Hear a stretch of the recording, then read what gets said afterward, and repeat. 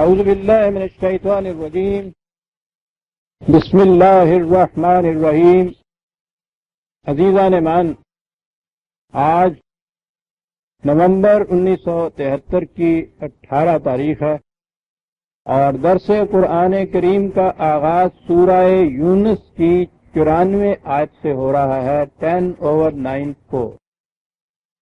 سابقہ آیات میں مجمل طور پر ذکر آ رہا تھا کشمکش صاحب ضرب کریم علیہ السلام اور فرعون کا، یعنی دنیاوی حکمرانوں کے استبداد اور اس کے مقابلے میں اقدار خداوندی کے علم برداروں کے درمیان کشمکش کا۔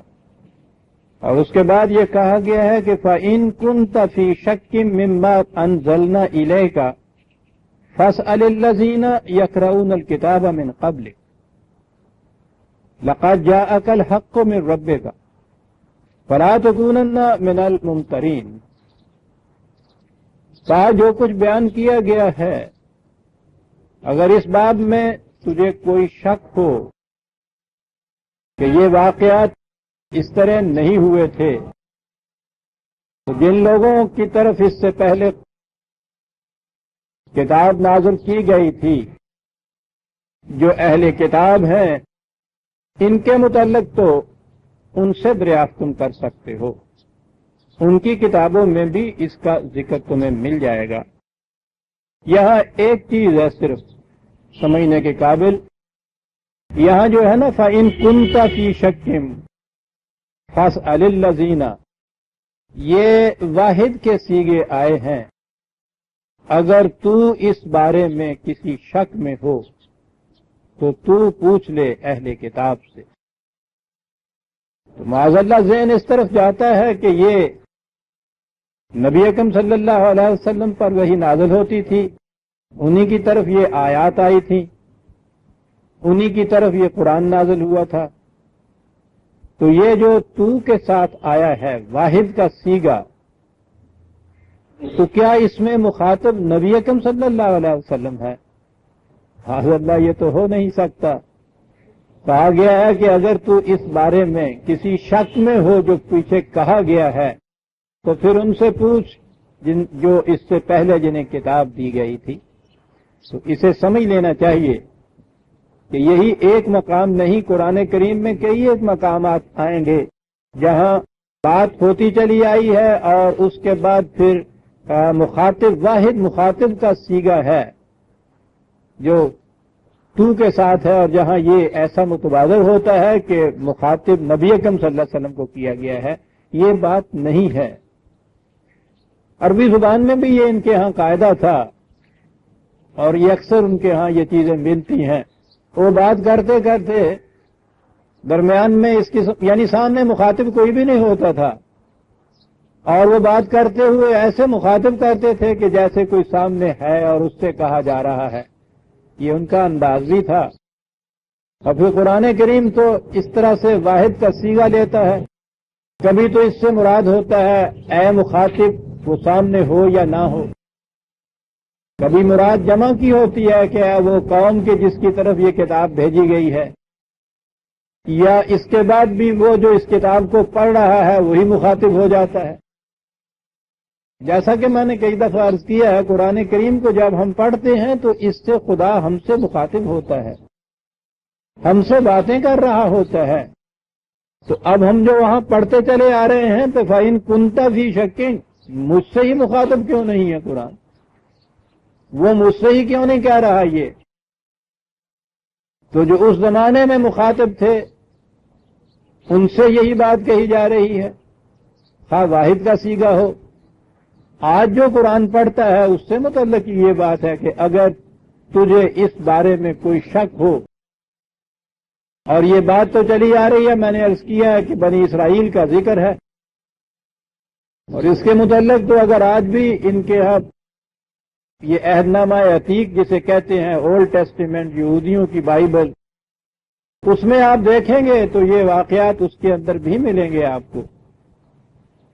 کہنے کی بات یہ تھی کہ ان سے یہ معاذ اللہ مراد نہیں ہے فَإِن كُنتَ فِي شَكٍّ، کہ رسول اللہ صلی اللہ علیہ وسلم سے کہا گیا ہے کہ اگر تجھے اس بارے میں کوئی شک ہو تو اہل کتاب سے پوچھ لے. نبی کو اپنی وحی کے بارے میں شک کیسے ہو سکتا ہے؟ شک کا تو سوال ہی پیدا نہیں ہوتا. اس لیے یہاں مخاطب رسول اللہ نہیں ہے، مخاطب ہر پڑھنے والا ہے اس کتاب کا. مخاطب وہ قوم تھی جس کی طرف اس کتاب کو نازل کیا گیا. اور یہ میں نے جیسا عرض کیا ہے یہ عربوں کے ہاں کا انداز تھا. قرآن کریم پڑھتے وقت، اسے سمجھتے وقت ہمیشہ یہ یاد رکھیے کہ وہ جو اس نے بار بار کہا ہے نا کہ یہ عربوں کی زبان میں نازل کیا گیا ہے، بلسان قوم ہی دیا گیا ہے، تیری قوم کی زبان میں اس کو نازل کیا گیا ہے، عربی مبین میں اسے نازل کیا گیا ہے، یہ یوں ہی نہیں کہی گئی بات. ویسے تو آپ سمجھیں کہ عربی زبان میں ایک کتاب لکھی ہوئی ہے، اور اگر اس کتاب میں 2-4 مرتبہ یہ کہا جائے کوئی کہ صاحب یہ عربی زبان کی کتاب ہے، تو ذہن میں آئے گا کہ عربی زبان کی تو ہے، ہم جانتے ہیں عربی میں تو ہے. یہ کہا اس لیے گیا تھا کہ قرآن کریم کے سمجھنے کے لیے یہ یاد رکھو کہ محاورہ عرب جسے کہتے ہیں کہ عربوں کے ہاں اس انداز سے کیا مفہوم لیا جاتا تھا، عربوں کے ہاں اس لفظ کے کیا معنی لیے جاتے تھے، یہ بڑا ہی ضروری ہے قرآن کریم کے سمجھنے کے لیے. اور پھر یاد رکھیے عربی بھی اس زبان کی، اس وقت زمانے کی عربی ہونی چاہیے جس زمانے میں قرآن نازل ہوا تھا. زبان میں تو آپ کو معلوم ہے کہ کتنا فرق پڑتا چلا جاتا ہے زمانے کے گزرنے کے ساتھ ساتھ ان کے معانی میں. ایک ہی لفظ اپنے اوریجن کے اعتبار سے، اصل کے اعتبار سے کچھ اور معنی رکھتا ہے، اور آہستہ آہستہ جو وہ ان استعمال کی وادیوں سے گزرتا ہے اس میں کتنی تبدیلیاں آتی چلی جاتی ہیں. ہر زبان میں یہ ہوتا ہے.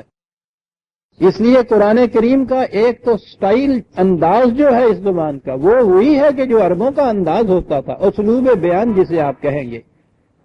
ویسے تو اس کا انداز یا جو کچھ بھی اس کا اسلوب ہے وہ ایسا معجزانہ ہے کہ خود عرب بھی نہیں سمجھتے تھے کہ اس قسم کی کتاب، جیسا میں نے بتایا تھا کہ 10 دفعہ قرآن میں یہ چیلنج دیا گیا ہے کہ اگر تمہیں اس کا شک ہو کہ کسی انسان کی فکر کی تخلیق ہے یہ کتاب، اس نبی نے یہ خود کتاب لکھ لی ہے، کسی سے لکھوا لی ہے، تو اس کے لیے تو سیدھا سا یہ ٹیسٹ ہے کہ تم اور تمہارے ساتھ اور جو بھی تمہارے ہاں کے اور بڑے بڑے فاضل نظر آتے ہیں، بڑے بڑے فن بلاغت اور فصاحت کے ماہر نظر آتے ہیں، بلاؤ ان تمام کو اور اس قرآن کی ایک صورت کے مطابق صورت لے آؤ، 10 آیتیں بنا کے لے آؤ اس قسم کی.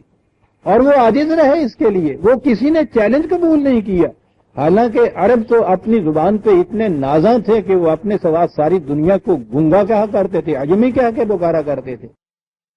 نہ ان سے یہ بات، یہ چیلنج انہوں نے قبول کیا، نہ اس 1300 سال کے عرصے میں یہ اتنے بڑے بڑے فاضل مستشرق ہمارے ہاں گزرے ہیں. قرآن کے عربی زبان کے عظیم لغت انہوں نے لکھے ہیں لین پول وغیرہ نے، لیکن یہ کسی سے نہیں ہو سکا کہ قرآن کے سٹائل کی کوئی ایک چیز پیش کر سکیں. یہ عجیب و غریب اعجاز ہے قرآن کا. میں سٹائل کی بات ابھی کہہ رہا ہوں، اسلوب بیان کی بات کہہ رہا ہوں. معانی کے اعتبار سے تو پوچھیے ہی نہیں کہ اس کے حقائق جو ہیں کتنے قبل از وقت دنیا کو دیے گئے. اس کا جو سٹائل ہے وہ بھی امیٹیبل نہیں ہے، یعنی وہ کوئی دوسرا اس کی نقل ہی نہیں کر سکا آج تک. عجیب چیز ہے اس میں. لیکن قرآن کا صحیح مفہوم سمجھنے کے لیے عربی زبان، وہ عربی زبان جو اس زمانے میں اور وہ انداز اور اسلوب جو عربوں کا تھا وہ سامنے رکھنا ضروری ہے، پھر مفہوم سمجھ میں آتا ہے. یہ بھی انداز تھا عربوں کا کہ وہ بات کرتے کرتے خود ہی، عام طور پہ خطابت ان کے ہاں ہوتی تھی، تقریریں کیا کرتے تھے، تو وہ اپنے خطابات کے اندر باتیں کر رہے ہیں، خواہ وہ سامنے کوئی بھی نہیں ہے، اور اس میں درمیان میں اس طرح سے کسی کو مخاطب کرنا شروع کر دیتے تھے. اصل میں شاعری ان کے ہاں بہت زوروں پہ تھی، اور یہ انداز شعر کا ہوتا ہے کہ مخاطب ہو بھی نہ کوئی تو اسے مخاطب کر لیتے ہیں، یا خود ہی شاعر اپنا تخلص آخر میں لاتا ہے، اور لاتا ایسے ہے جیسے کسی دوسرے شخص کی بات ہو رہی ہو. تو میں کہہ یہاں یہ رہا تھا کہ یہ جو ہے کہ اگر تو شک میں ہو اس بارے میں جو نازل کیا جا رہا ہے تیری طرف، تو اہل کتاب سے پوچھ لے. تو یہ نہ سمجھیے کہ اس میں مخاطب خود نبی اکرم صلی اللہ علیہ وسلم ہے.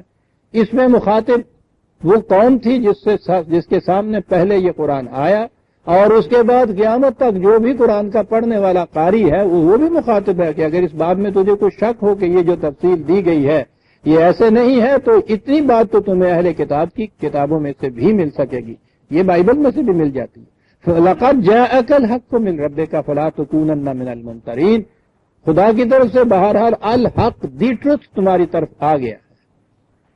یہ وہ حقیقت ہے کہ جس میں کسی قسم کا شبہ ہی نہیں ہو سکتا، حق تو ہوتا ہی وہ ہے کہ جس میں شبہ کی کوئی گنجائش ہی نہ ہو۔ یہ الحق تمہاری طرف سے آ گیا۔ اب اس کے بعد اس میں جھگڑے کی کوئی بات نہیں ہے، تو خواہ اس میں جھگڑے نہ نکال، جھگڑے نکالنے والوں میں سے نہ ہو جا۔ الحق آ گیا ہے، آن میرٹ اس کو پرکھ کے دیکھ لو کہ یہ حقیقت ہے یا نہیں۔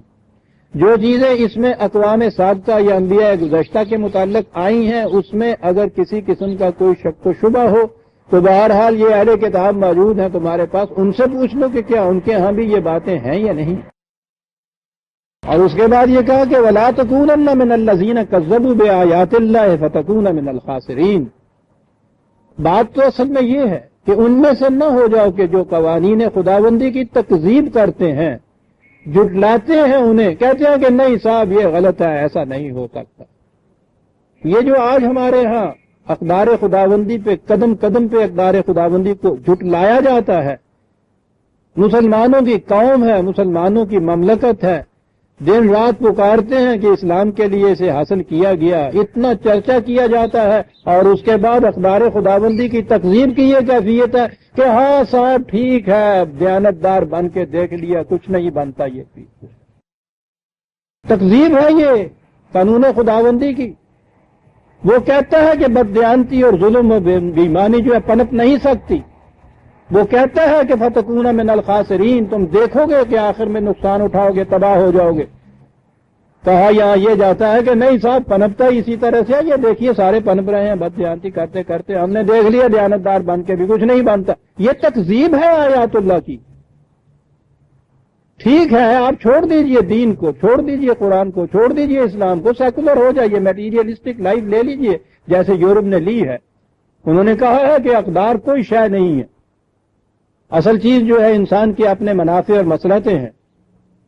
Means are justified by the ends achieved, مقصد جس طریق سے بھی حاصل ہو جائے وہ طریقہ مستحسن ہے۔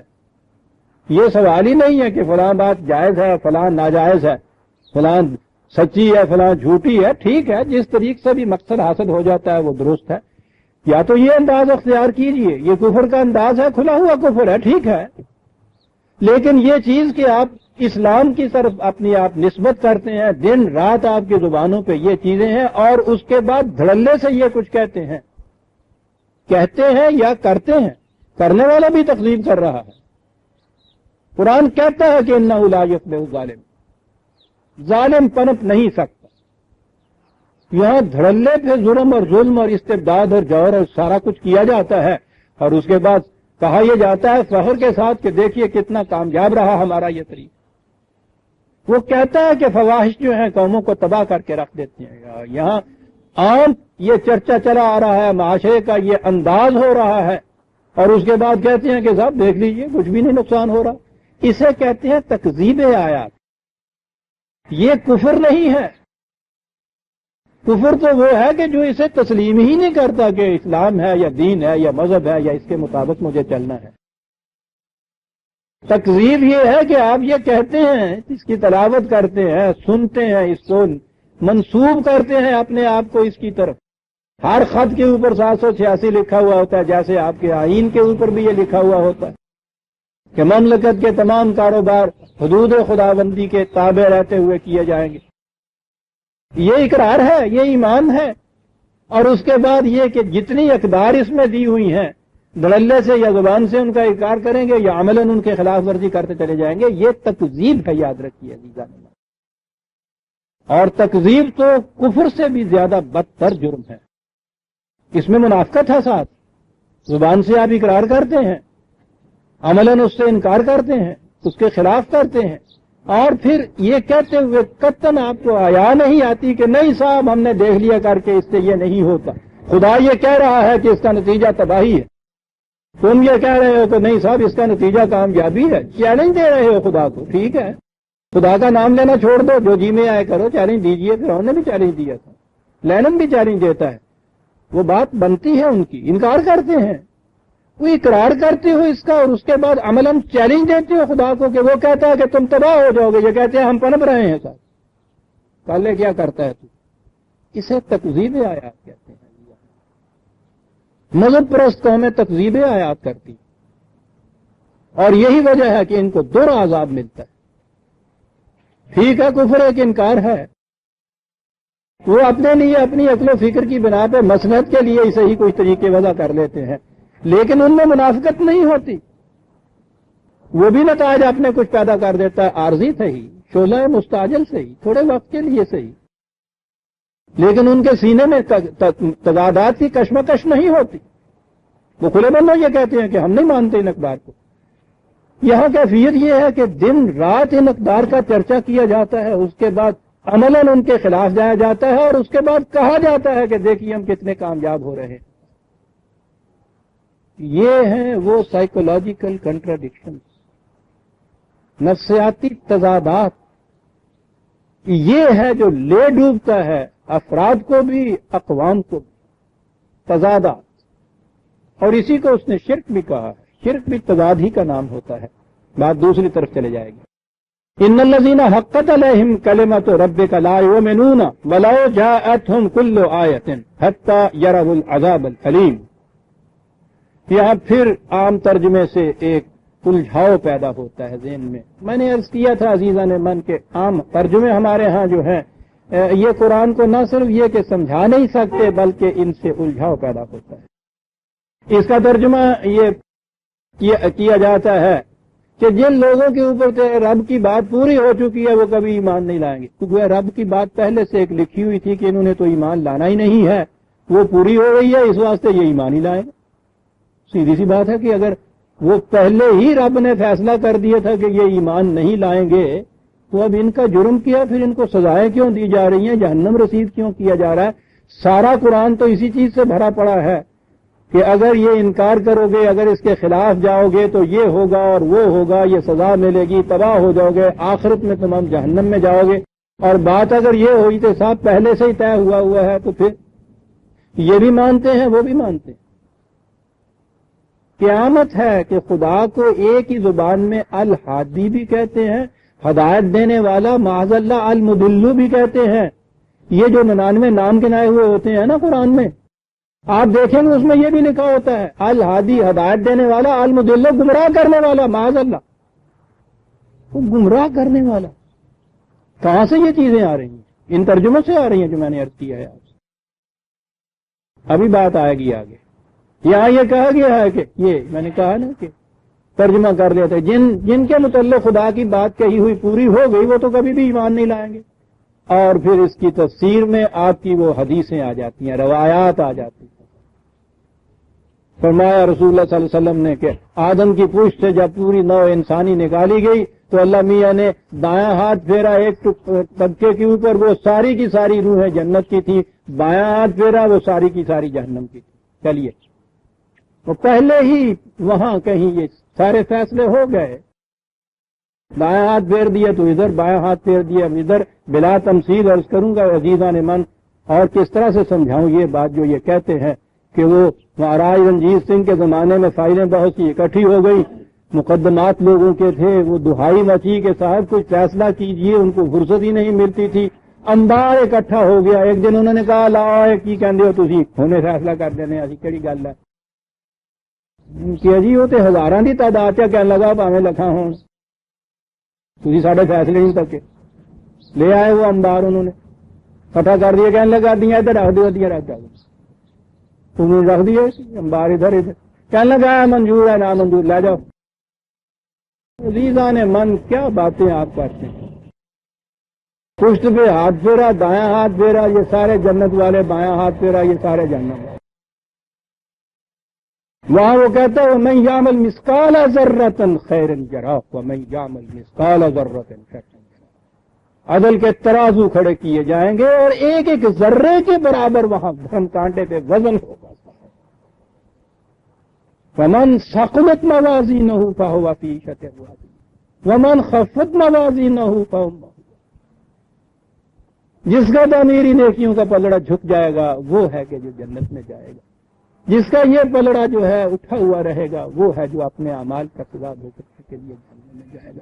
یہ کہنے والا خدا، اور اس کے بعد صاحب یہ آ گئی روایات۔ وہ میں کہہ یہ رہا تھا کہ یہ جو اس قسم کی آیات کے یہ ترجمے ہیں، اس سے یہ سارے الجھاؤ پیدا ہوتے ہیں۔ ان الذین حقت علیہم کلمۃ ربک، کلمۃ ربک کا تو آپ کو معلوم ہے قانون کے معنی۔ جن لوگوں کے اوپر خدا کا قانون یہ صادق آ گیا کہ ان کی روش یہ ہے کہ انہوں نے اس کے مطابق جو روش اقرار کرنے کی ہے، ابھی آگے آتا ہے کہ وہ کیا ہے، ٹھیک ہے، اور پہلے یہ بتا چکا ہے، ابھی ابھی پیچھے تو یہ آ گئی ہے یہ بات اسی صورت کے اندر کہ وہ جو دلوں پہ مہر لگتی ہے وہ کن کے دلوں کے اوپر مہر لگتی ہے؟ تو کہتا ہے کہ رسولوں پہ رسول ان کی طرف خواہ آتے رہیں، فما كانوا ليؤمنوا بما كذبوا به من قبل، کیفیت ان کی یہ ہے کہ بات ان سے کی نہیں، بغیر سوچے سمجھے جذباتی طور پہ رد عمل یہ کہ نہیں صاحب ہم نہیں مانیں گے۔ ارے تو بھائی سن تو لو، سمجھ تو لو، کیا کہتے ہو، سمجھا ہوا ہے، سنا ہوا ہے، ہم نہیں ماننے کے ساتھ، ہم تو اپنے اسی طریقے پہ چلے جائیں گے جس پہ چلتے آتے ہیں۔ كذلك نطبع على قلوب المعتدين، کہتا ہے کہ یوں موریں لگا کرتی ہیں ان کے دلوں کے اوپر کم بختوں کے جو سرکشی اختیار کر لیتے ہیں۔ دیکھا یہ موریں کیسے لگتی ہیں کہ تیاری نہیں سمجھنے سوچنے کے لیے، سننے کے لیے تیار نہیں ہے۔ تو کہا کہ جن کی یہ کیفیت ہو، سوچو تو صحیح کہ تمہارے اس کہنے سے وہ ایمان کیسے لے آئیں گے، وہ تو سننے کے لیے تیار نہیں، سوچنے کے لیے تیار نہیں، سمجھنے کے لیے تیار نہیں۔ تو قرآن نے کہا یہ تھا کہ ہمارا قانون یہ ہے کہ جو سوچنے سمجھنے سے کام نہیں لیتا وہ نہیں ایمان لایا کرتا۔ تو یہ جو ہے کذالک حقت علیہم کلمۃ ربک لا یؤمنون، کہ جو خدا کے اس قانون کے مطابق پہلے سے یوں سر مار دے کہ نہیں صاحب میں سننے کو تیار نہیں، تو وہ ایمان ہی نہیں لائے گا۔ لو جاءتہم کل آیۃ، ہزار قانون اس کے سامنے پیش کرو وہ مانے گا ہی نہیں۔ کتنی بات صاف ہے، مانے گا کس طرح سے؟ وہ جیسے فرعون مانا تھا، جب موت سامنے کھڑی آ کے دیکھی اور وہاں یہ کہا کہ ایمان لایا، حتی یروا العذاب العلیم، وہ جو کچھ اس نے اپنے انکار کی روش اختیار کی تھی اس کے جب نتائج سامنے آئے تباہی کے تو اس وقت چلا اٹھ کہ ہاں صاحب میں ہی مان لاتا ہوں۔ کہا کہ اب نہیں، توبہ کے تمانے یہ ہے کہ اس کے بعد تمہارے پاس وہ وقت ہو جس میں تم اپنی پہلی غلطیوں کا ازالہ کر سکو، اور جب اس کی گنجائش ہی نہ ہو، وقت ہی نہ ہو، تو پھر اس توبہ کے معنی کیا ہیں؟ یہ معنی تھے اس کے کہ اب کچھ فائدہ نہیں ہے۔ کہا ان لوگوں کی بھی یہ کیفیت ہے جو سمجھنے سوچنے سے کام نہیں لیتے۔ پہلا ریئیکشن یہ ہوتا ہے کہ ہم نے مخالفت کرنی۔ آپ کسی شخص سے بات کر کے دیکھیے جس کا فرسٹ ریئیکشن یہ ہو کہ ہم نے تو سننی نہیں بات کا، لاکھ سر ماریے اس کے ساتھ، مجال ہے اپنے مکان سے ذرا سر کے۔ یہ چیز ہے جس اس نے یہ کہا ہوا کہ اس کی طرف آنا ہے لا یمسہ الا المطہرون۔ تو پہلے دماغ کو غیر قرآنی غلط خیالات سے الگ کرو، اس موڈ میں آؤ کہ ہاں صاحب ہم نے بات سمجھنی ہے، سوچنا ہے، اس کو دیکھنا ہے، پرکھنا ہے۔ اگر اس کے بعد ہم سمجھیں گے کہ یہ ٹھیک بات ہے تو ہم اس کو قبول کر لیں گے، اگر دیکھیں گے غلط بات ہے تو ہم مسترد کریں گے۔ کہا کہ اس سے بات کر کے دیکھو، پھر دیکھو کس طرح نہیں آتا وہ۔ اور جس نے پہلے ہی سر مار دیا کہ نہیں صاحب میں تو آؤں گا ہی نہیں، تو اس کی یہ کیفیت ہے تو نہیں مان لا سکتا۔ اقوام سابقہ میں ایک قوم کا ذکر قرآن نے ایسا کیا ہے، ورنہ عام طور پہ تو انداز یہ آتا ہے کہ نبی ایک قوم میں مبعوث ہوتا ہے، وہی اس کی اولی مخاطب ہوتی ہے، ان میں وہ تذکیر و تنذیر سے کام لیتا ہے، ان میں سے کچھ لوگ اس پہ ایمان لے آتے ہیں اور باقی قوم جو ہے مخالفت میں آگے بڑھتی چلی جاتی ہے۔ جب ایسا وقت آ جاتا ہے جب وہ دیکھتا ہے کہ اب ان میں کوئی بھی فرد اور ایسا نہیں جس کی سعادت میں یہ بات ہو، اور قوم مخالفت میں انتہا کر دیتی ہے، اور وہ دیکھتا ہے کہ اب ان کے غلط انداز زندگی کے نتائج نکلنے کا وقت آ گیا اور یہ قوم تباہ ہو جائے گی تو وہ اپنی اس جماعت کو لے کے ان سے الگ ہو جاتا تھا. اور یہ اس وقت ہوتا تھا جب وہ دیکھتا تھا قانون خداوندی کے مطابق کہ اب ان کے بچنے کی کوئی شکل ہے نہیں, تو وہ چلا جاتا تھا. اور اس کے بعد پھر یہ ہے, اسے ہجرت کہتے ہیں. اور اس کے بعد اس قوم کی تباہی کا واقعی وقت آ جاتا. ایک استثناء اس کے اندر ایسا کیا ہے قرآن, وہ ہے حضرت یونس علیہ السلام کا قصہ. اس میں قرآن نے یہ بات کہی کہ یونس علیہ السلام نے اندازہ یہ لگایا کہ اب یہ قوم جو ہے بچ نہیں سکتی, اس کی تباہی کا وقت آ گیا, اور وہ اپنے اس قیاس کے مطابق اس قوم سے ناراض ہو کے چلا گیا. ہجرت در حقیقت خدا کے پروگرام کے مطابق یہ انبیاء کرتے, اس میں ان کے اپنے قیاس کا دخل نہیں ہوتا. قیاس میں گنجائش ہو سکتی ہے تھوڑی سی کہ اس میں اجتہادی غلطی ہو جائے گی, اور ہجرت تو بہت بڑی چیز.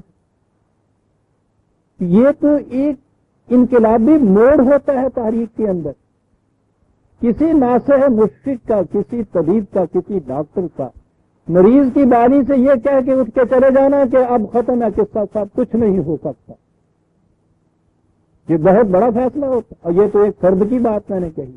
اگر ایک قوم کے متعلق قوم کا ناصح مشفق جو ہے وہ یہ کہہ کے چلا جائے کہ اب یہ قوم بچ نہیں سکتی اور ان سے علیحدگی اختیار کر لے, بہت بڑا انقلابی موڑ ہوتا ہے. اس میں دو ٹوک فیصلہ ہوتا ہے اس کے. تو اس کے لیے اس سے نبی کے قیاس سے نہیں چھوڑا جاتا. یہ ہجرت خدا کے پروگرام کے مطابق, اس کی وحی کے مطابق ہوتی تھی. نظر یہ آتا ہے کہ حضرت قرآن یہ دوسرے مقام پہ بتاتا ہے کہ وہ مغازمن چلے گئے, وہ قوم سے ناراض ہو گئے اور وہ وہاں سے یہ کہہ کے چلے گئے کہ تم بچ نہیں سکتے. ان کا اندازہ صحیح نہ نکلا. قوم نے اس کا احساس کیا کہ وہ ایسے وقت میں جب یہ یوں گئے ہیں تو واقعی تباہی آئی ہے, اور وہ قوم جو تھی وہ راہ راست کے اوپر آ گئی اور وہ بچ گئی. اور حضرت یونس نے اپنے اس یہ جو اجتہادی غلطی تھی ان کی, اندازہ جو غلط تھا ان کا, وہ جو آگے واقعہ آتا ہے ان کا جب آئے گے وہ یونس کے واقعات سے, تو میں اب کروں گا کہ وہ کیا ہوا تھا. پھر ان میں خود ایک اس طرح بھی کیفیت پیدا ہو گئی تھی اندر دل کہ مجھ سے غلطی ہو گئی, میرا قیاس صحیح نہیں نکلا. لیکن بہرحال قرآن نے کہا یہ ہے کہ ایک قوم ایسی بھی تھی کہ جس کے متعلق اس کے نبی کا یہ اندازہ صحیح نہ نکلا. وہ یہ سمجھ کے ان کو چھوڑ کے چلا گیا کہ قوم تباہ ہونے والی ہے. لیکن وہ قوم جو تھی اس کے بعد فوراً ہی انہوں نے اپنے روش کے اوپر نگاہ ڈالی اور دیکھا کہ غلطی ہے, جس سے ہم سے غلطی ہو رہی ہے, تو انہوں نے اس کی اصلاح کر لی. قوم بچ گئی تھی. اور اسی لیے حضرت یونس پھر واپس آئے اس قوم میں. کہا کہ فلولا کانت قریۃ آمنت فنفعها ایمانها الا قوم یونس. کوئی قوم بھی ایسی نہیں تھی کہ جب تباہی ان کے سامنے آ گئی انہوں وہ ایمان لانے کا انہوں نے کہہ دیا تو ان کے ایمان نے ان کو نفع دیا ہو. میں نے عرض کیا ہے عزیزان من کہ یہ ایمان چار الفاظ کے دہرانے کا نام نہیں ہے. ایمان اپنی روش کو بدل لینے کا نام ہے. اور جب پھر روش ہی ختم ہو گئی ہو تو بدلنا کیا. جب یہ فرصت کا وقتی باقی نہ ہو کہ جس میں اصلاح کر سکتا ہے انسان اپنی, توبہ کے معنی کچھ نہیں ہے.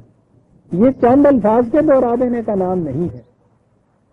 اسی طرح سے کہا کہ وہ کوئی قوم بھی جب اس کی صورت یہ ہو گئی کہ وہ مقاصد عمل کے مطابق تباہی ان کے سر پہ آ گئی, اس وقت اگر وہ یہ زبان سے یہ بھی کہہ لیں کہ ہم ایمان لائے ہیں تو وہ ایمان فائدہ نہیں دے سکتا.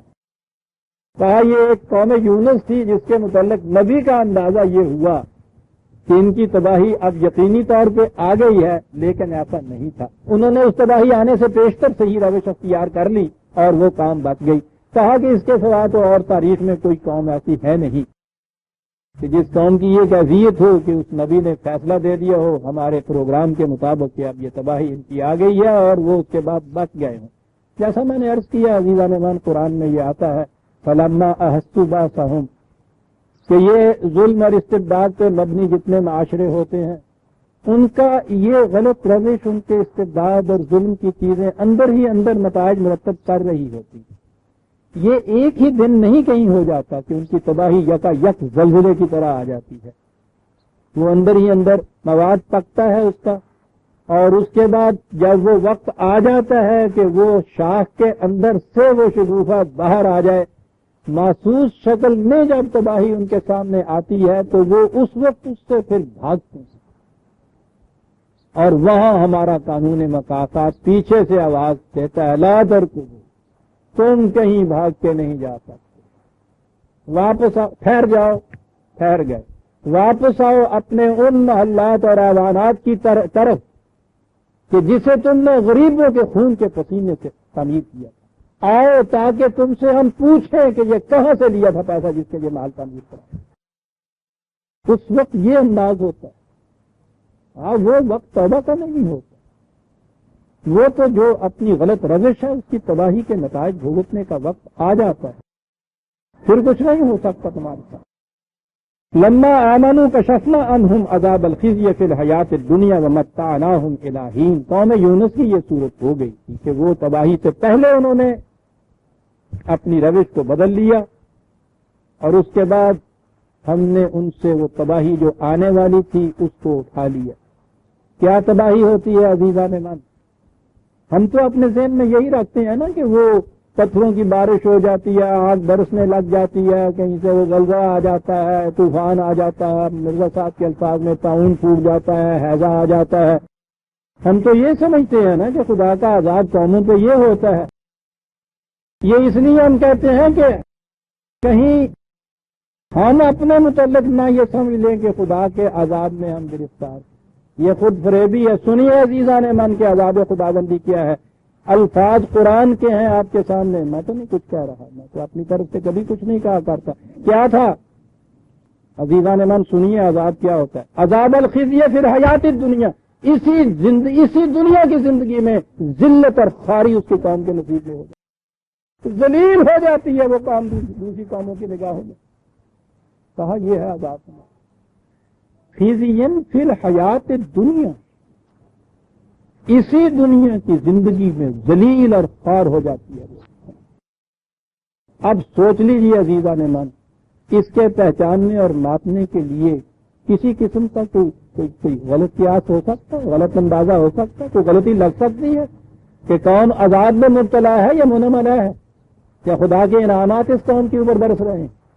ایک ہی لفظ ہے، خزي فی الحیات الدنیا۔ آخرت میں جا کے جو ہوگا اس کو تو چھوڑ دیجیے، فی الحیات الدنیا، اسی دنیا کی زندگی میں ذلت، اور ذلت کی انتہا یہ عزیزان من کہ ہم میں سے ہر شخص اپنے آپ کو ذلیل محسوس کر رہا ہے۔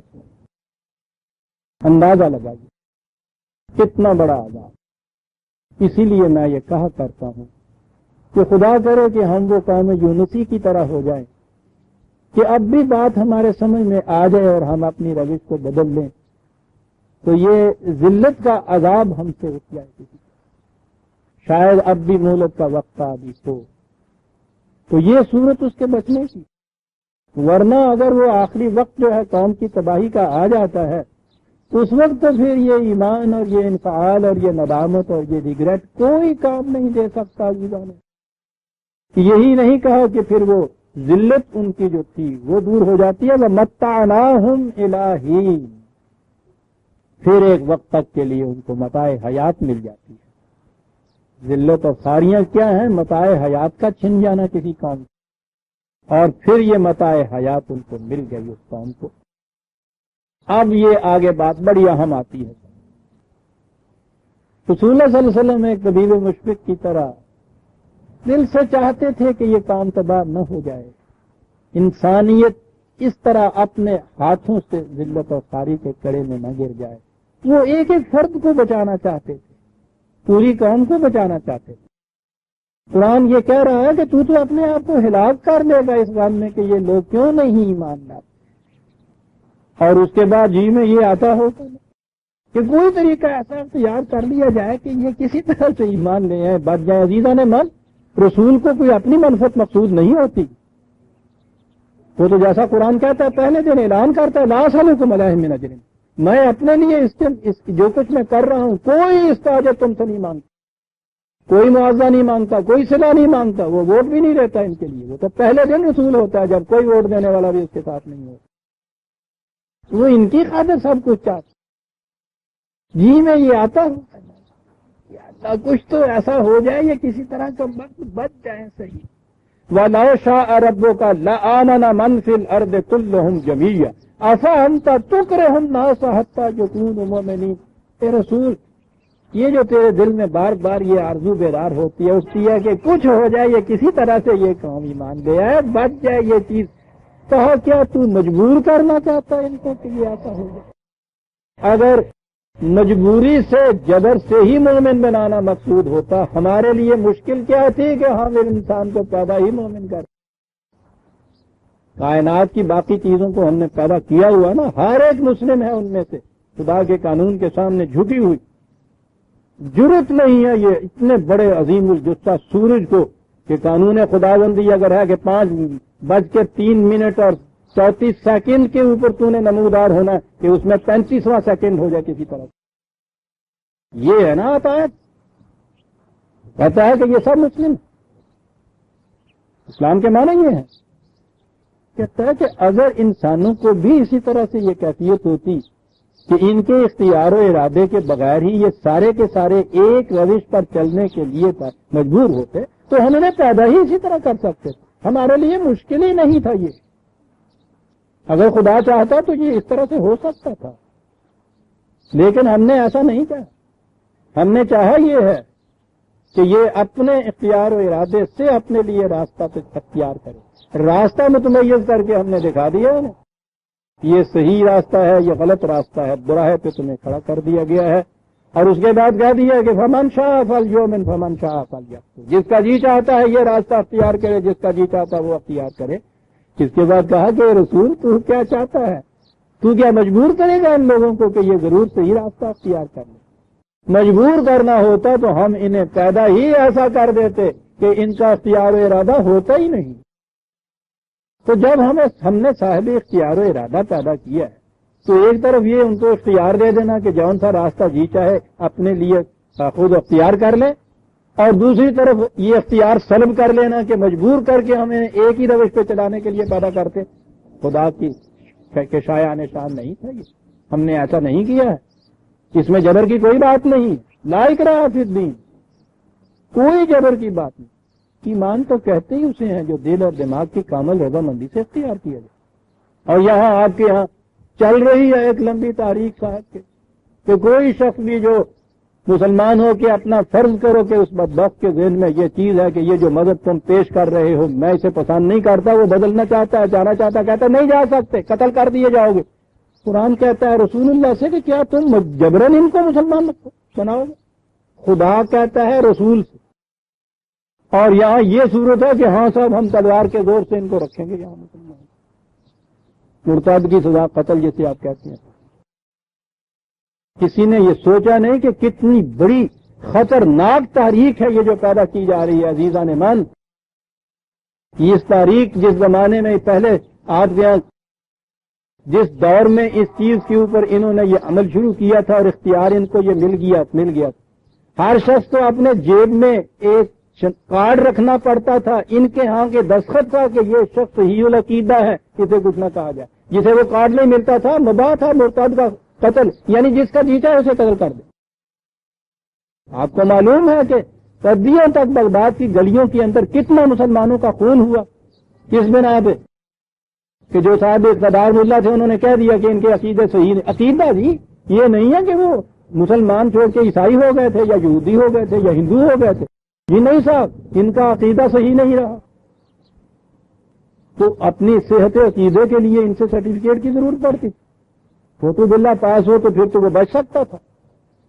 یہ ہے جو کچھ آپ کے یہاں ہو رہا، وہ تو شکر کیجئے خدا کا کہ آپ سانس لے رہے ہیں کہ ان کے ہاتھ میں یہ اقتدار نہیں گیا، یہ اقامت دین کے مدعیوں کا سب سے زیادہ تیز اس کے اندر یہ جماعت اسلامی ہے۔ آپ مودودی صاحب تو پوری کی پوری قوم کے متعلق یہ فیصلہ کر چکے ہیں، لکھا ہوا ان کی کتاب میں مرتد کی سزا، کہ اقتدار اگر ہمارے ہاتھ میں آیا تو 1 سال کا نوٹس دیا جائے گا ان لوگوں کو، اور اس کے بعد جو بھی ان کے انداز کا جو صحیح اسلام ہے اس کے مطابق یہ نہ ہوئے تو وہ کہتے ہیں سب کو قتل کر دیا جائے. میں کہہ یہ رہا تھا کہ خدا اپنے رسول سے کہہ رہا ہے کہ افا انت تکرہ الناس حتی یکونوا مؤمنین، کیا تو مجبور کرنا چاہتا ہے ان کے لوگوں کو کہ یہ ایمان لے آئے؟ اگر ایسا ہی کرنا ہوتا ہمارے لیے کیا مشکل تھا کہ ہم انہیں پیدا ہی اس طرح کرتے کہ ان میں سے کوئی انکار اور کفر سے اختیار ہی نہ کرتا. یہ بات نہیں ہے. اگلی بات جو ہے اس نے اگلی آیت میں صاف کر دی بات، اور جس میں اس نے صاف کی تھی وہی اس ترجمے کی غلطی نے الجھا پیدا کیا. یعنی پہلا جو کہا گیا ہے اس کے متضاد اگلی آیت آتی ہے. میں کیا عرض کروں عزیزان نے، سنیے آگے کیا. یہاں یہ ہے کہ کیا تو مجبور کر سکتا ہے؟ اگر ایسا ہوتا تو ہم خود ہی نہ ایسا کر دیتے. اگلی آیت ہے وَمَا كَانَ لِنَفْسٍ أَن تُؤْمِنَ إِلَّا بِإِذْنِ اللَّهِ، ترجمہ کیا جاتا ہے کوئی شخص اسلام قبول نہیں کر سکتا اللہ کی اجازت کے بغیر. چلیے صاحب، یعنی پہلے وہ کہا یہ گیا ہے کہ یہ تو انسانوں کے اختیار و ارادے پہ ہم نے چھوڑا ہے، مجبور کرنا چاہتے تو ہم انہیں پیدا ہی ایسے کرتے. اور اے رسول تو کیوں اپنے ذہن میں یہ بات کہہ رہا ہے کہ زبردستی کسی طرح سے ان کو مسلمان بنا لیا جائے؟ اور ساتھ ہی اگلی آیت میں یہ ترجمہ کہ کوئی شخص خدا کے حکم کے بغیر ایمان ہی نہیں لا سکتا. تو یہ جتنے بھی صاحب آپ کے ہاں غیر مسلم ہیں جو ایمان نہیں لائے ہوئے، سیدھی سی بات ہے کہ صاحب ہم تو مجبور ہیں، خدا کا حکم ہی نہیں ہمارے لیے ہوا تو ہم کیا ایمان کیسے لا سکتے ہیں؟ ادھر سے حکم ہوگا تو ایمان لائیں گے. آپ دیکھتے ہیں 2 آیتیں ساتھ کے ساتھ پڑی ہوئی، اتنی متضاد. پھر بات کیا ہے؟ وہ ایک لفظ اذن کے معنی انہوں نے لے لیا، حکم، اجازت. قرآن میں دیکھیے کہ اس کے معنی کیا ہے، کس چیز کا نام. وہ کہتا ہے کہ ایک دفعہ جو حکم دیا جائے اب اور دوسرے وقت میں پھر کوئی دوسرا حکم، وہ تو حکم ہوتا ہے. اور جب خدائے علیم ایک دفعہ ایک ایسا حکم دے دے جس کے متعلق وہ کہے کہ یہ قیامت تک بدل نہیں سکتا، وہ قانون ہوتا ہے. اور اذن کے معنی قانون ہو جاتے ہیں جب وہ غیر متبدل ہو جائے. لا تبدیل لکلمات اللہ، اس میں تبدیلی نہیں ہو سکتی. ہر حکم جو غیر متبدل ہو وہ قانون ہوتا ہے. عزیزان نے کہا یہ کہ تو کہتا ہے زبردستی کسی طرح سے یہ ایمان لے آئیں. ایمان تو خدا کے ایک مقرر کردہ قانون کے مطابق لایا جاتا ہے. یہ آدھی آیت ہے عزیزان من، اگلی آدھی آیت نے تو بات واضح کر دی تھی، لیکن ہم کیا کریں، قیامت ہے یہاں. انہوں نے تو یہ جبر کرنا ہے، اگلی آیت کی طرف توجہ ہی نہیں. سنیے کیا ہے پوری آیت.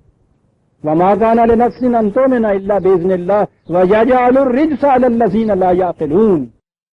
کوئی شخص ایمان نہیں لا سکتا. خدا کا قانون جو ہے اس کے مطابق، اور قانون خداوندی یہ ہے کہ جو شخص عقل و فکر سے کام نہیں لیتا اس کے سامنے بات واضح نہیں ہوتی. پوری آیت ہے جی یہ. اگر بات وہی ہوتی کہ خدا کے اذن یا حکم کے بغیر کوئی ایمان ہی نہیں لا سکتا، اس میں اس کی عقل و فکر کا دخل کیا تھا؟ اگلی آیت کے معنی کیا ہوئے کہ جو شخص عقل و فکر سے کام نہیں لیتے ان پہ معاملہ مشتبہ رہتا ہے. التباس، اضطراب. انہوں نے کیا کیا؟ انہوں نے رجس کے معنی پلیدی کر لی.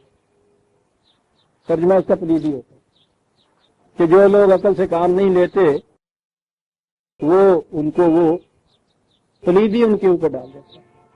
بات کیا ہوئی صاحب یہ؟ یعنی کوئی ربط ان آیتوں میں پھر آپ کو جو نظر آئے گا. تو مجبور نہیں کر سکتا، ان کو مجبور پیدا کرنا ہوتا تو ہم ہی ایسا کرتے. کوئی ہمارے حکم کے بغیر ایمان نہیں لا سکتا، جو عقل سے کام نہیں لیتا اس پہ ہم پلیدی ڈال دیتے ہیں. سوچیے تو کیا سمجھے آپ. اور سنیے کہ کیا کہتا ہے خدا. اے رسول کیا تو مجبور کرے گا ان لوگوں کو کہ ایمان لے آئیں؟ مجبوراً ہی صاحب ایمان ایمان لوانا ہوتا تو ہم ان کو پیدا ہی کیوں نہ ایسا کر دیتے کہ ان میں انکار کی اجازت ہی نہ ہوتی، اختیار ہی نہ ہوتا، جبراً ہر شخص مسلمان ہوتا. سوال یہ نہیں. ایمان تو انسان اپنے اختیار و ارادے سے لائے گا، اور اس کے لیے ہمارا ایک قانون مقرر ہے. قانون یہ ہے کہ جو عقل و فکر سے کام دے گا اس کے لیے امکان ہے ایمان لے آنے کا، اور جو ایسا نہیں کرتا ہے، عقل و فکر سے کام نہیں لیتا ہے، ہمارے قانون کے خلاف چلتا ہے تو وہ معاملہ اس پہ التباس میں وہ رہتا ہے، مشتبہ رہتا ہے، بات صاف نہیں ہو سکتی، الجھاؤ میں رہتا ہے ہمیشہ وہ شخص جو عقل سے کام نہیں لیتا۔ تو بات تو یہ ہوگی، ایمان لایا جاتا ہے عقل و فکر کی روح سے معاملات کے سمجھ۔ جو ایسا نہیں کرتا وہ ہمارے قانون کے مطابق ایمان کی طرف نہیں آتا، معاملہ مشتبہ رہتا ہے۔ اور اگر تو رسول چاہتا ہے زبردستی اس طرح سے لے آئے، بے شک وہ عقل و فکر سے نہ کام لیں، کسی اور طریقے سے تم معجزے دکھا کے ان کو ایمان والا بنا دے، تو پھر تمہاری ضرورت یہ کرنے کی کیا تھی؟ ہم پیدا ہی کیوں نہ اس قسم کا کر دیتے ان کو کہ سارے ہی مومن ہوتے۔ کیسی صاف بات ہے جی۔ اب رہا یہ کہ اس کے لیے طریق کیا ہے کہ قانون خداوندی کی اطاعت سے یہ سارا کچھ نہایت حسن خوبی سے چلتا ہے، ہر چیز اپنے اپنے نتائج سے ہی پیدا کرتی چلی جاتی ہے، کسی قسم کا کوئی خلفشار، کوئی انتشار، کوئی فساد نہیں ہوتا۔ عزیزان من دیکھیے قرآن کا انداز کیا ہے۔ اس نے بات یہ بتانی ہے کہ ان سے یہ کہو کہ دیکھو دونوں زندگیوں میں کیا فرق ہے، اور اس کے لیے کرتا کیا ہے؟ قُلْ انظُرُوا مَاذَا فِي السَّمَاوَاتِ وَالْأَرْضِ، ان سے کہو کہ یہ باہر کی کائنات کا جو نظم و نسق ہے اس پہ غور کریں۔ وہ یعقلون والی بات تھی نا کہ عقل و فکر سے کام نہیں، عقل و فکر سے کام، مشاہدے سے کام لیں، یہ کہ یہ دیکھتے نہیں کہ جو بیج ڈالا جاتا ہے اسی قسم کا پھل لگتا ہے، یہ دیکھتے نہیں کہ یہ اتنے اجرام فلکی بھی کس طرح قانون کی زنجیروں میں جکڑے ہوئے اس کے مطابق کرتے چلے، یہ دیکھتے نہیں کہ جو قانون کے مطابق یہ اشیاء عمل کرتی ہیں کس قدر ان میں امن ہے، ان کے لیے پتہ ہے آگ نے جلانا ہے، پتہ ہے پانی نے پیاس بجھانی ہے۔ قُلْ انظُرُوا مَاذَا فِي السَّمَاوَاتِ وَالْأَرْضِ وَمَا تُغْنِي الْآيَاتُ وَالنُّذُرُ عَنْ قَوْمٍ لَا يُؤْمِنُونَ، لیکن وہ لوگ جو پہلے سے یہ کہہ دیں کہ ہم نے ماننا ہی نہیں ہے، انہیں یہ باتیں بھی کچھ فائدہ نہیں دے سکتی۔ پھر وہی بات ہے کہ پہلا ایٹیچیوڈ جو ہے وہ یہ نہیں ہوگا کہ ہم نے تو ماننا ہی نہیں کچھ کرنا، یہ نہیں، خود ہی کہتا ہے کہ ان سے کہو کہ ذرا ملاحظہ کریں، مشاہدہ کریں قانون فطرت کس طرح سے کار فرما ہے۔ تو اس کے بعد یہ کہتا ہے لیکن یہ بھی انہی کو فائدہ دے گا جو اس طرح سے اوپن مائنڈڈلی آئے اس بات کو سمجھنے کے لیے، اور جنہوں نے پہلے یہ طے کر لیا ہے کہ نہیں صاحب ہم مانیں گے ہی نہیں، تو یہ بھی دکھاتے رہو ان کو۔ یہ دنیا کی ایسی بت پرست قومیں جنہوں نے دریاؤں کو، پہاڑوں کو، سمندر کو، چاند کو، سورج کو دیوی اور دیوتا بنا دیے تھے اور ان کے سامنے وہ ڈنڈوت کرتے تھے، ان کے سامنے بھی تو یہ کائناتی قوتیں موجود تھیں۔ کہا جنہوں نے یہ پہلے طے کر لیا ہو کہ ہم نے تو عقل و فکر سے کام ہی نہیں، کچھ نہیں لینا، تو ان کو لاکھ دکھاتے پھرو، یہ انہیں بھی کچھ فائدہ نہیں دے سکتی یہ چیز۔ کہا اتنا کچھ ان کو جو سمجھایا ہے تو پھر یہ کس بات کے انتظار میں ہے؟ فَهَلْ يَنْتَظِرُونَ إِلَّا مِثَلَ أَيَّامِ الَّذِينَ خَلَوْا مِنْ قَبْلِهِمْ، تو پھر اب اسی انتظار میں ہے کہ جو کچھ پہلی قوموں کے ساتھ ہوا وہی کچھ ان کے ساتھ ہو، یہی انتظار ان کا وقت رہ جاتا ہے۔ سب کچھ تو ہم نے کر دیا ان کے لیے۔ کہا ہے رسول ان سے کہو قُلْ فَانْتَظِرُوا إِنِّي مَعَكُمْ مِنَ الْمُنْتَظِرِينَ،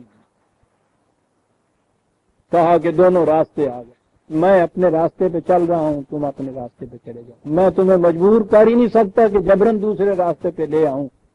تم انتظار کر رہے ہو کہ اس روش کا نتیجہ کیا ہوتا ہے، کہا ٹھیک ہے تم انتظار کرو اپنی روش کا نتیجہ دیکھنے کے لیے، میں انتظار کرتا ہوں اپنی روش کا نتیجہ تمہیں دکھانے کے لیے، دونوں انتظار کریں۔ فسوف تعلمون دوسری جگہ ہے قرآن میں۔ اور اس کے بعد کہا کہ یہ دیکھو ابھی مکے کی زندگی ہے عزیزان من، جہاں اس مٹھی بھر جماعت پہ دنیا بھر کی مصیبتیں، اذیتیں، صعوبتیں، تکالیف ان کے اوپر روا رکھی جا رہی ہیں۔ کوئی نہیں کہہ سکتا تھا کہ یہاں سے یہ قوم بچ بھی جائے گی۔ ان کے ہاتھ قوم کیا تھی؟ مٹھی بھر جماعت تھی، چند آدمی۔ کہا ان سے کہو تم بھی انتظار کرو، اتنی بڑی عظیم قریش کی قوم سے مخاطب کر کے کہا جا رہا تھا کہ میں بھی انتظار کرتا ہوں، کوئی بات۔ ثم ننجی رسلنا والذین آمنوا، پھر تم دیکھو گے کہ ہم کس طرح اپنے رسولوں کو اور ان لوگوں کو جو ان کے ساتھ ایمان لائے تھے محفوظ رکھتے ہیں ان لوگوں کی گرفت اور اذیت اور رسانیوں سے۔ تم دیکھ لو گے خود. ہمارے ذہن میں ہے نا کہ کچل کے رکھ دیں گے, کریش کر کے رکھ دیں گے. کہا یہ ٹھیک ہے, دیکھ لو, ذرا انتظار کرو. اور آگے ہے ایک عظیم چیز, عزیزان ایمان. کہا یہ جاتا ہے کہ کیسے معلوم ہو کہ ہم مومن ہیں یا نہیں, ہمارا ایمان پختہ ہے یا نہیں. کہا بات بڑی صاف, کذالک حقا علینا ننجی المومنین. کہا مومنوں کو اس قسم کی اذیتوں سے محفوظ رکھنا تو ہم پر واجب ہے. خدا کہتا ہے مجھ پہ یہ واجب ہے. حقا علینا, کتنی بڑی چیز ہے. وہ جو میں کہا کرتا ہوں کہ کتنی بڑی پابندیاں عائد کر لیتا ہے خدا اپنے اتنے ذی اقتدار ہونے کے باوجود. حقا علینا ننجی المومنین, جہاں بھی کوئی مومن ہے اس کو ان چیزوں سے محفوظ رکھنا ہم پر واجب ہے. اللہ اکبر. تو جو قوم ان قسم کی اذیتوں, صعوبتوں, ذلتوں سے محفوظ نہیں ہے, اگر اس کے باوجود وہ کہتی ہے کہ ہیں ہم مومن, تو اس کے معنی یہ ہوئے کہ معاذ اللہ خدا نے یہ یوں ہی کہہ دیا کہ حقاً علینا, کہ ہم پہ واجب ہے. یا پھر یہ بات اس خدا کے متعلق یہ قوم کہتی ہے معاذ اللہ کہ ٹھیک ہے اس نے کہا تھا واجب ہے, لیکن وہ بھی مجبور و معذور ہے, صاحب کچھ بھی نہیں کر سکتا. تو بس بات ایک ہی رہ جاتی ہے کہ ہم ہی مومن نہیں ہیں, کیونکہ اس نے تو یہ کہہ دیا. ہم پر فرض ہے مومن کو اس قسم کی اذیتوں سے محفوظ رکھنا. اور دوسری جگہ اس نے یہ کہا تھا کہ یہ ہو نہیں سکتا کہ کوئی غیر مسلم قوم مومن قوم کے اوپر غالب آ جائے دنیا میں. قرآن میں لکھا ہے دنیا بھر کی قوموں کی جوتیاں کھانا اور پھر اپنے آپ کو مومن اور مسلمان کہنا. یہ تقریب نہیں ہے قرآن کی ان دعوی کی. حقاً علینا قل یا ایھا الناس. آئیے, میں نے کہا ہے نا کہ ہر سورت کے آخر میں جو آیات آتی ہیں وہ نچوڑ ہوتی ہیں وہ ساری تعلیم کا جو سورت میں آتی ہے. اب وہ قوم مخاطب عرب نہیں رہی, وہ قوم مخاطب ایک فرد نہیں رہا, ایھا الناس قوم مخاطب ہو گیا. اے نو انسانی سن لو, ان کنتم فی شک من دینی فلا اعبد الذین تعبدون من دون اللہ ولکن اعبد اللہ الذی توفاکم وامرت ان اکون من المؤمنین. اے نو انسانی سن لو, اگر تم میرے نظام, میری روش حیات میں, میرے نظام زندگی میں جسے میں اختیار کیا ہوں, اس کے متعلق تمہیں تو شبہ ہے, شک ہے کہ یہ صحیح نہیں ہے, اپنا شک اپنے تک رکھو. میں تمہارے اس شک کی وجہ سے اسے چھوڑ کے کسی اور کی محکومیت اختیار نہیں کر سکتا, کبھی نہیں کروں گا. مجھے اتنا یقین ہے اس روش کے سچے ہونے کے اوپر. میں تو اسی خدا کی محکومیت اختیار کروں گا کہ جس کے ہاتھ میں قوموں کی موت اور حیات ہے. ہاتھ میں کیا مانے؟ جس کے قانون سے وابستہ ہے قوموں کی موت اور حیات. میں تو اسی کی معصومیت اختیار کروں گا. مجھے یہ کہا گیا ہے کہ میں کسی کے مطابق اپنا یقین رکھوں, اپنا ایمان رکھوں. وَأَنْ أَقِمْ وَجْهَكَ لِلدِّينِ حَنِيفًا وَلَا تَكُونَنَّ مِنَ الْمُشْرِكِينَ. مجھ سے یہ کہا گیا ہے کہ میں اس نظام کے اوپر اس طرح سے چلوں کہ ناک کی سیج جسے کہتے ہیں نا, ہمارے یہاں محاورہ ہے, وہ ناک کی سیج جا رہا ہے, ادھر ادھر دیکھے بغیر, ادھر ادھر تکتا وہ ہے جسے کچھ تھوڑا سا شبہ ہوتا ہے راستے کے صحیح ہونے میں, جسے یقین ہوتا ہے کہ یہ راستہ ادھر ہی جاتا ہے. آپ دیکھیں گے کہ آپ سوچ بھی نہیں رہے ہوتے راستے پہ اور پاؤں آپ کے چلے جا رہے ہوتے. یہ حنیف ہوتا ہے کہ جو راستہ چلتا ہوا جسے ضرورت نہ پیش آئے ادھر ادھر دیکھنے کی کہ ٹھیک جا رہا ہوں یا نہیں. اتنا یقین محکم ہوتا ہے اس چلنے والے کو, یوں میں جا رہا ہوں ولا تکونن من المشرکین. ضرورت ہی نہیں کہ میں یہ سوچوں کہ یہ راستہ یا اس کے ساتھ یہ راستہ, یہ روش یا اس کے ساتھ یہ روش سواری نہیں. حنیف نصب العین متعین راستے کے صحیح ہونے پہ یقین کامل, اور اس کے بعد اٹھ کے چل پڑنا. یہ آخری چیز تو سب سے مقدم ہے. یہ اس کے لیے تھی پہلی چیز بھی, نصب العین کا تعین منزل کا, راستے کا صحیح ہونا تو اسی کے لیے فائدہ مند ہے جو چلے گا اس راستے پہ. یہ ایمان کے ساتھ عمل صالحہ کی شرط کیوں ہے؟ یہ چیزیں چلنے والے کو فائدہ دے دیں گی. بڑا راستہ سیدھا وہاں پہنچنا بھی ہے, یہاں بیٹھ گیا جناب بھوکا لے کے بیٹھا رہو. یہ یقین کے راستہ وہاں پہنچائے گا. یہ یقین کہ وہ ہے جہاں ہم نے پہنچنا ہے اور بیٹھا ہے بڑھ کے درخت کے نیچے ہوکا لے کے, تو یہ پہنچ جائے گا وہاں. اسے اس راستے کی صحت اور منزل کے تعین کے اوپر یقین فائدہ کیا دے سکتا ہے؟ یہ ہے وہ چیز کہ یہ خالی مان لینا کچھ فائدہ نہیں دے. یہ یقین ضروری ہے اس چلنے والے کے لیے کہ خام خواہ غلط راستے کے اوپر میں چل پڑے. یہ بڑی ضروری چیز ہے, لیکن یہ اس چیز کا یقین ہی کافی نہیں ہے, چلنا ضروری ہے اس کے لیے. اسی لیے کہا وہ امرت ان اقم وجهك للدین حنیفا ولا تکونن من المشرکین, ولا تدع من دون اللہ ما لا ينفعك ولا يضرك فإن فعلت فإنك إذا من الظالمین. وہی پھر واحد کے سیغے چلے آ رہے ہیں عزیزان من مخاطب, وہی جو میں نے شروع میں کہا تھا ایھا الناس میں سے ان کو مخاطب کیا جا رہا ہے. کہا ہے کہ اس کے سوا کسی اور کے قانون کے ساتھ اپنی امیدیں نہ وابستہ کرو. قانون کے خلاف نہ کوئی نفع پہنچا سکتا ہے نہ کوئی نقصان. یہ سب اس کے قانون کے مطابق ہی ہوتا ہے. اگر تو نے ایسا کیا تو یاد رکھو یہ ظلم ہے. ظلم میں نے بتایا تھا نا, عربی زبان میں وہ کہتے تھے کسی شے کا اس مقام پہ نہ ہونا جہاں اس کو ہونا چاہیے. فَإِنْ يَمْسَسْكَ اللَّهُ بِضُرٍّ فَلَا كَاشِفَ لَهُ إِلَّا هُوَ وَإِنْ يُرِدْكَ بِخَيْرٍ فَلَا رَادَّ لِفَضْلِهِ يُصِيبُ بِهِ مَن يَشَاءُ مِنْ عِبَادِهِ وَهُوَ الْغَفُورُ الرَّحِيمُ. پھر اس آیت کا ترجمہ جو ہے اس میں عام کہا جاتا ہے کہ اگر اللہ تجھے کوئی تکلیف پہنچائے تو کوئی نہیں اس کے سوا جو اس تکلیف کو رہا, اور وہ اگر کوئی فائدہ پہنچائے تمہیں تو کوئی نہیں جو اس فائدے کو تمہیں,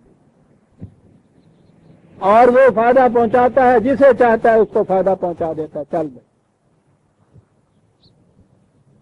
ارادہ, فیصلہ, حرکت, عمل سب ختم. وہ فائدہ پہنچانا چاہے کوئی روک نہیں سکتا, نقصان پہنچانا چاہے کوئی ڈال نہیں سکتا, اور یصیب بہ من یشاء, جس کو لیے چاہتا ہے وہ فائدہ پہنچا دیتا ہے. آپ دیکھتے ہیں قدم قدم پہ ساری تعلیم جو ہے اس کی پوری عمارت ہی دھیان سے نیچے گر جاتی. ہر ترجمے میں یہ نظر آئے گا.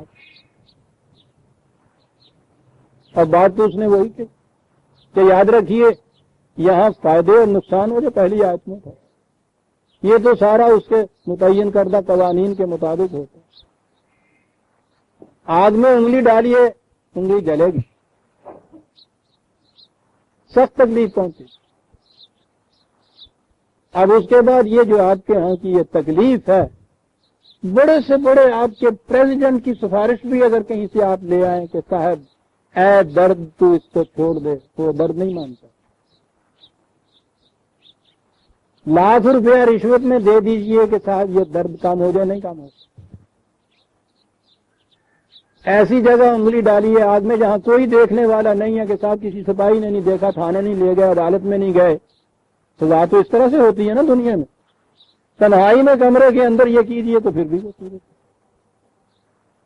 یہ ہے جو کہا ہے کہ خدا کے قانون کی روح سے جو نقصان پہنچنے والا ہو کوئی اس کو دور نہیں کر سکتا الا ہو.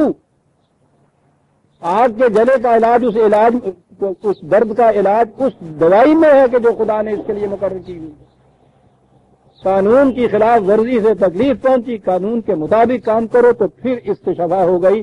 اس کے علاوہ کوئی صورت نہیں ہے. یاد رکھو جتنی شکلیں اور اختیار کرو گے وقتی طور پہ تو کچھ تمہیں فریب دے جائیں گی, لیکن یاد رکھو کہ اس کا کبھی یقینی فائدہ نہیں پہنچا. آپ ان دوائیوں کی بجائے دم اور درود اور گنڈے اور تعویذ اور یہ اور وہ کراتے پھریے. وہ تو ذرا سا جلا تھا ناسور ہو جاتا ہے, پھر اس کے بعد ہاتھ کاٹنا پڑتا ہے. فلا کاشف لہ الا, کیا بات ہے. یہ ہے عزیزان من قرآن سے مفہوم متعین کرنے کا طریقہ. یہ مفہوم خود میں نے اپنے طور پہ نہیں متعین کیے ہوئے، قرآن کی دوسری آیات میں یہ سب کچھ موجود ہے کہ جہاں ہم خدا کہتا ہے کہ ہم یہ کرتے ہیں، وہ کہتا ہے اس کے معنی یہ ہے کہ ہم نے ان کے لیے متعین کر دیا کلمات و سنت اللہ وَلَن تَجِدَ لِسُنَّتِ اللَّهِ تَبْدِيلًا۔ خدا کے ان قوانین میں کبھی کوئی تبدیلی نہیں تم پاؤ۔ یہ ہے جو کچھ قرآن کہتا ہے اس معاملے میں۔ فَلَا رَادَّ لِفَضْلِهِ، کوئی نہیں روک سکتا اس کے اس فضل کو۔ میں نے کہا ہے نا کہ جب تم اس کے بتائے ہوئے قانون کے مطابق یہ کچھ کرو، اس کا جو نتیجہ حاصل ہونا ہے کوئی نہیں اسے روک سکتا۔ صحیح بیج، صحیح زمین، صحیح محنت اس میں ڈالا ہوا بیج، تو وہ جو ایک ایک بالی سے 10 ایک ایک بیج سے 7 دانے نکلنے ہیں، کوئی اسے روک نہیں سکتا۔ روک سکتا ہے کوئی؟ سوچو تو صحیح، کوئی ہے قوت اس قسم کی آپ کی کہ صحیح آم کی گٹھلی میں سے آم پیدا ہو اور اس میں آم کی بجائے ببول کے کانٹے لگ جائیں؟ روک سکتا ہے خدا کے قانون کے مطابق جو نفع ہونے والا ہو اس کو کوئی بھی؟ اور دے سکتا ہے نفع کوئی بھی کہ آپ نے اگر ببول بیجا بویا ہے تو اس میں سے آم لگ جائیں؟ ہے کوئی؟ فلا کاشف لہ الا غلط۔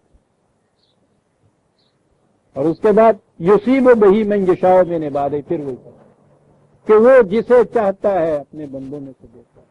بابا یہ من یشاء معلوم عربی جاننے والے جانتے ہیں، من یشاء من عبادہ، یہ ہمارا فضل وہ ہے کہ ہم نے کسی خاص نسل، خاص قوم، خاص رنگ، خاص افراد کے اس کے لیے مختص نہیں کیا۔ من یشاء من عبادہ، یہ ہمارے بندوں میں سے جو چاہے اسے حاصل کر سکتا ہے۔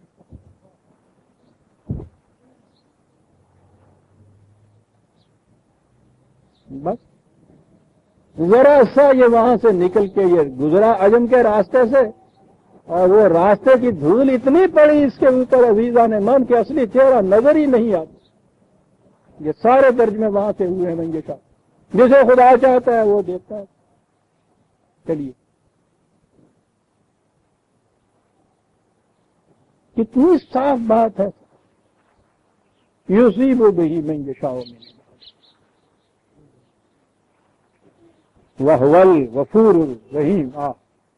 اور اس کی کیفیت یہ ہے کہ پہلے ہی تم اگر حفاظتی تدابیر اختیار کرو تو وہ محفوظ رکھتا ہے تمہیں،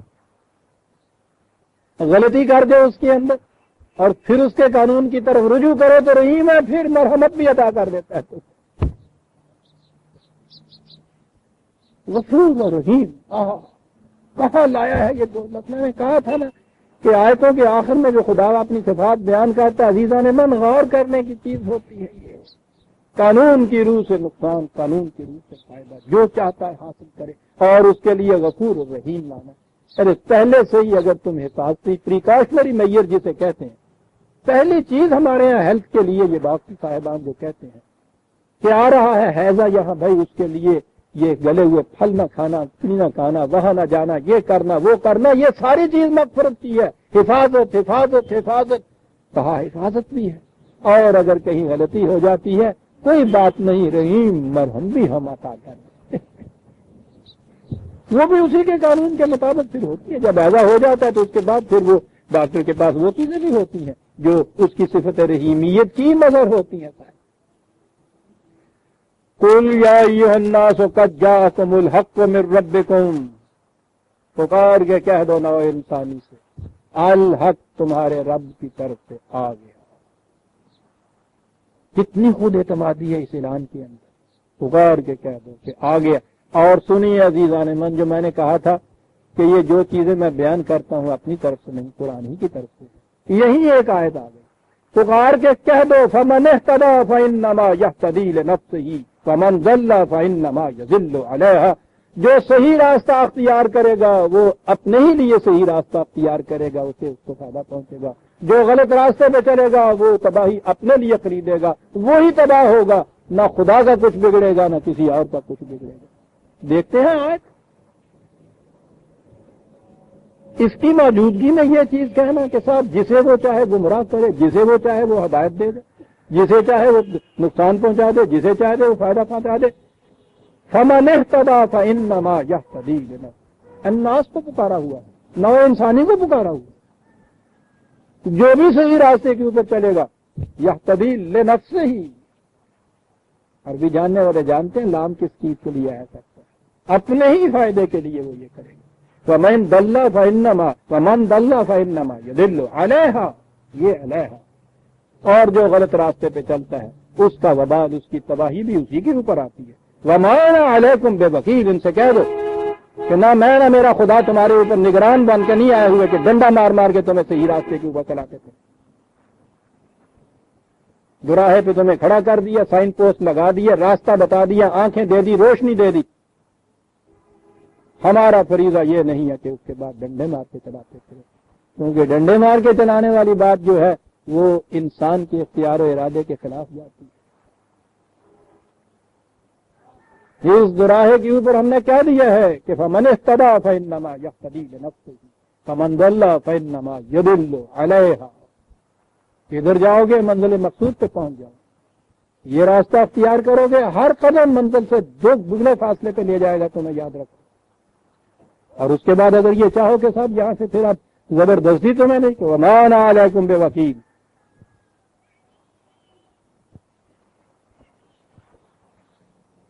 کتنا احترام ہے عزیزان من خود خدا کو انسان کے شرف سے اختیار و ارادے کا،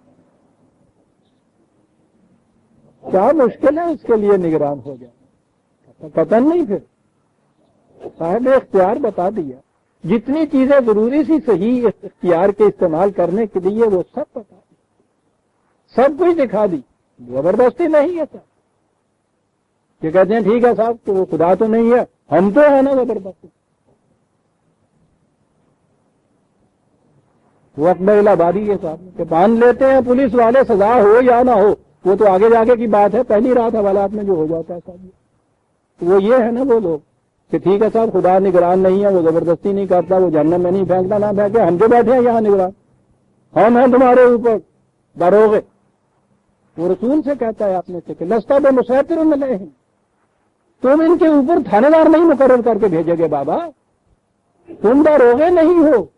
ہمارا ملا یہ کہتا ہے کہ ٹھیک ہے خدا نہیں وہ نہیں، ہم ہیں داروغے، تمہاری 1 سال کے نوٹس کے بعد ساری کام کا قتل کر دیا جائے گا، چل بھائی نہ رہے باز نہ رہے بات، باقی وہ حیران جڑے انہوں نے ووٹ دیں، بڑا سہل طریقہ ہے انتخاب جتنا ہاتھی میں ابا وما انا علیکم بوکیل واتبع ما یوحی الیک، اب یہ کہا گیا ہے تیرے لیے کرنے کا کام یہ ہے، سب کچھ کہہ چکا ہے نا دوسروں کو، ٹھیک ہے سب تو اس راستے پہ چلنا شروع کر دے، یہی کھڑا ہو کے بات کہنے کی بات نہیں ہے، یہ جو وہی کی جاتی ہے تمہاری طرف اس کے اوپر چلتا جا، وصبر، استقامت سے چلتا جا، ثابت قدمی سے چلتا جا، حتی یحکم اللہ، تا کہ خدا کا وہ فیصلہ سامنے آ جائے، وہو خیر الحاکمین، سب سے بہتر فیصلہ کرنے والا تو وہی ہے،